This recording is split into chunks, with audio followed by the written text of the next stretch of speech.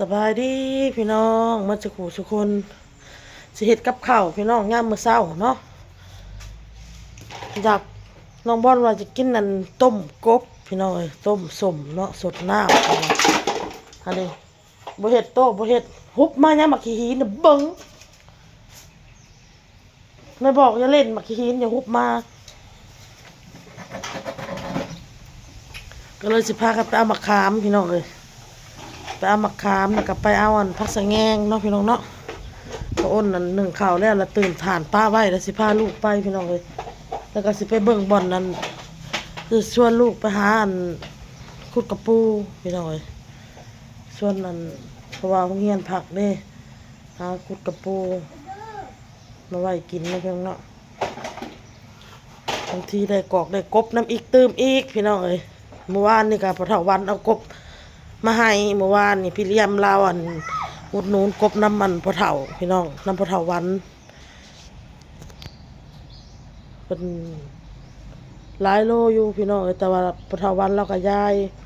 เพื่อนนั่นเพื่อนนี่พี่น้องพูละโล2 โลเนาะพี่น้องเนาะขอบมุกขอบใจพี่เลี้ยมหลายๆที่ซื้อกบให้กินกับขอให้เอ้ยเพิ่น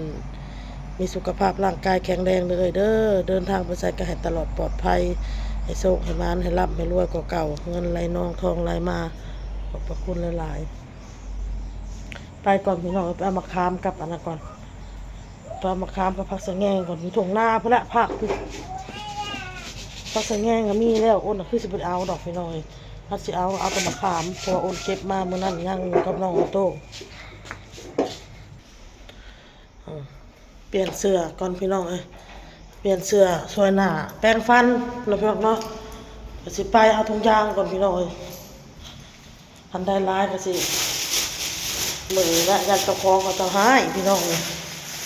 เพราะมันมีเจ้าของเขาบ่ฮู้บ่ได้เป็นเจ้าของเนาะได้ร้ายก็สิมาเฮ็ดมะขามดองไว้กินพี่น้องส่วนถุงยาง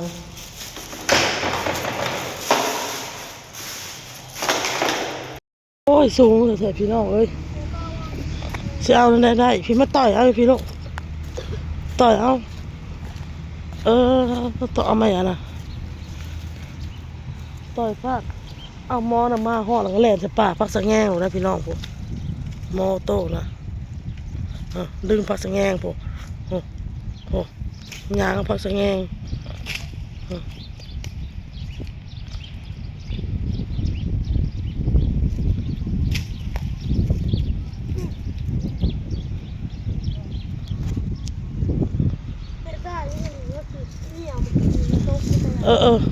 บุ้ง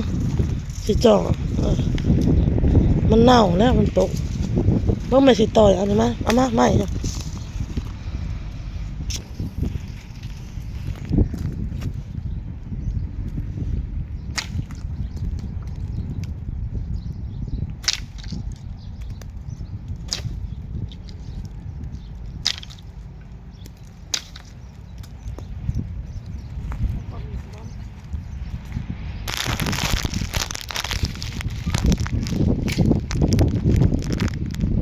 คือมืดแต่เนี่ยไปไหน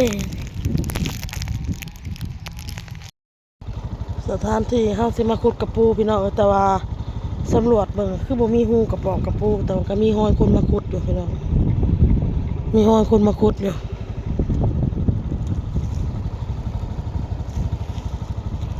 ปลาสิขึ้นหยุบอยู่เนาะแม่นบ่ปลาซิวบ่น่ะปะทิวฮะปะทิวน้องเอามาซับหลังจากที่ไปเอามะขามมาพี่น้องอ้นก็มาเอาหัวชิงไข่ใส่ต้มกบพี่น้อง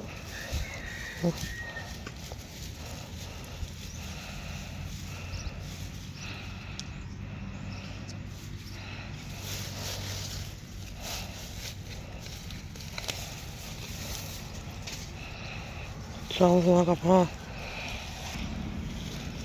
เก็บใบมะกรูดคือเก่า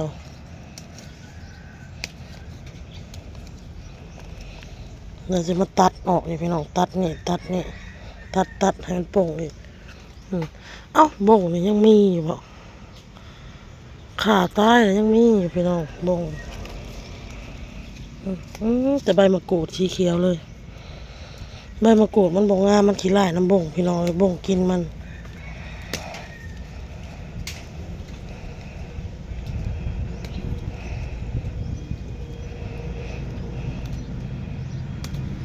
พ่อพี่น้องใส่สำนีพ่อ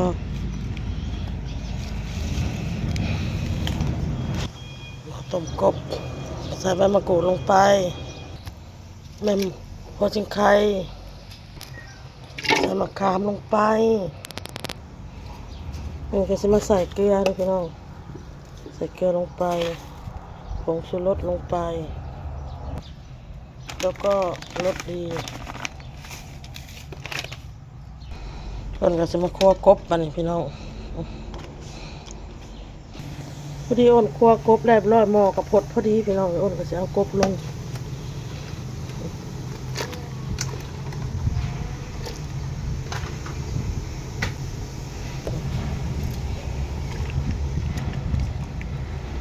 ต้มส้มกบพี่น้อง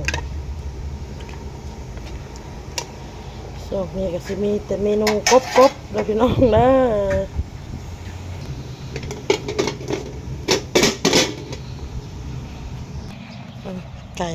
ไก่เท่าออโต้พี่น้อง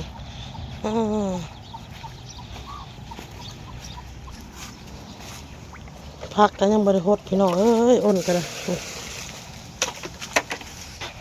เก็บก่อนพี่น้องเก็บผักบัวก้อนไปใส่ต้มกบนะเอาผักหอมป้อมหลังจากเก็บแล้วก็จะสิมาหดพักมันเป็นยังไงนี่คืออะไรซื้อหอมแดงมาปลูกดีกว่าพี่น้องเลยดีกว่าซื้ออันแบบต้นอันเห็ดเป็นทงอะนะเป็นตัวเป็นทงอันเม็ดผักบัวนะโอ้ยเบิ่งค่ะขะแยะอยู่เห็ดจักวิซังซื้อหอมแดงนี่มาปลูกแบบนี้ฮะโอ้ยอันนี้ได้กินเลยพี่น้องเลยเก็บไปมัน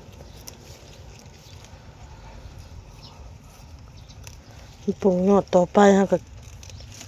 ยอดต่อไปพี่น้องเอ้ย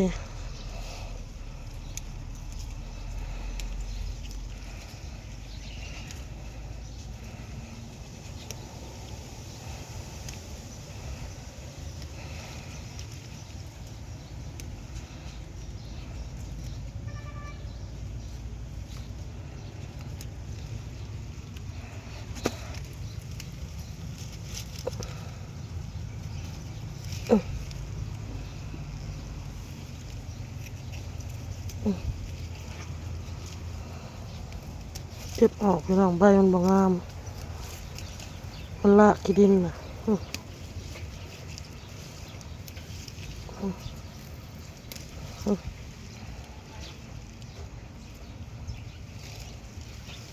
เก็บเอาใส่ต้มใส่พ่อพี่น้องใส่ร้ายกันเอาไปใส่มะนาวมาเก็บอีกพอหอมป้อมมาอ้นห้อยนะห้อยฝุ่นใส่พี่น้องเลยตัวมันงาม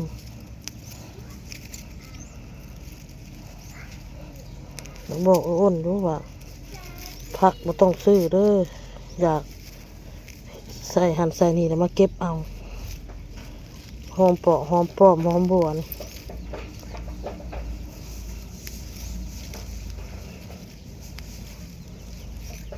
พอมันเก็บกินได้เลยเด้พี่น้องซ้ำนี่เก็บกินได้แล้วเพื่อประมอนก็งามเลยพี่น้อง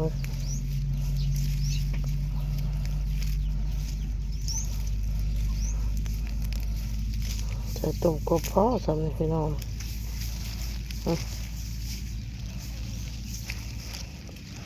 เอาไปล่างบางพี่น้องน้องบอลค่ะขมุกขมุนแต่ทำว่าวพี่น้องเอ้ยเสร็จจังเลย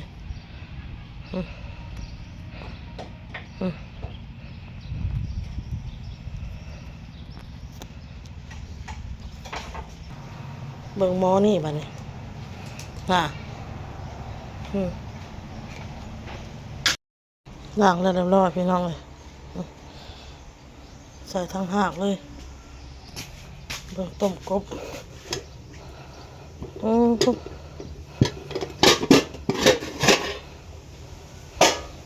ปวดขัดเป็นไง ต้มอีกก่อนพี่น้องต้มอีกจังน้อยมันสิใส่ผักสะแงงลงพี่น้อง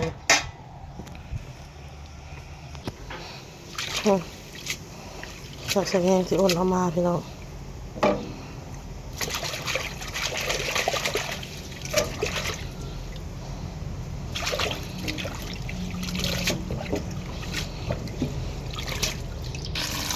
ล้างอีกพี่น้องถ้าไปเอาน้ำมันก็บ่ได้เปื้อนดอกพี่น้องเลยอันที่เห็นเป็นเศษดำๆนี่ก็ใบมันดอกมันอะไรมันหล่นออกจากกลางมันนี่พี่น้อง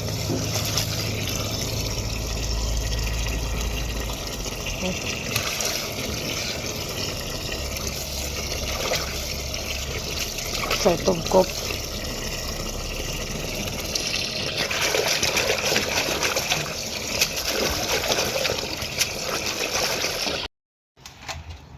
ใส่ผักสะแงงลงไปพี่น้อง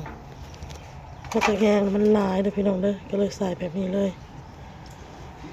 ให้มันหอมเวลามันสุกแล้วเขาก็ตักออกพี่น้อง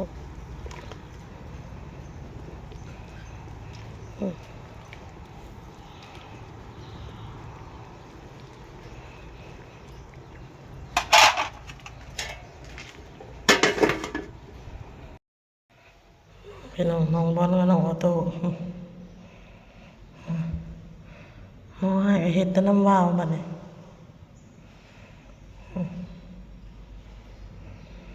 น้องก็ลินน้ำย่อยลงนะครับนี่เลยหมักขนาดได้พี่น้องหมักลินน้ำออโต้นี่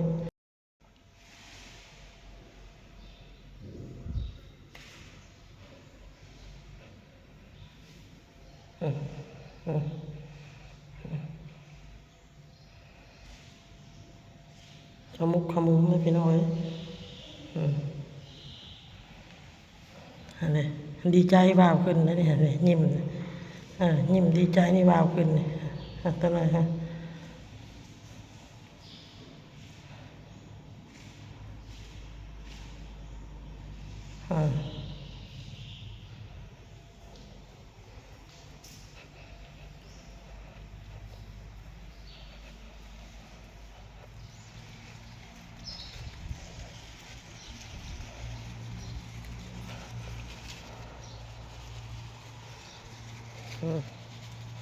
นั่งลงเลยเด้เมื่อกี้นี่ยังยืนยังห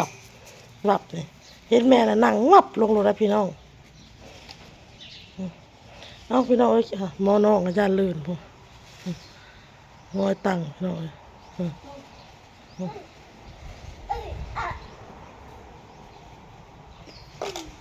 เอาคลิปนี้ก็ลาแล้วพี่น้องเอ้ยพ่อกับคลิปหน้าจ้าสบายดี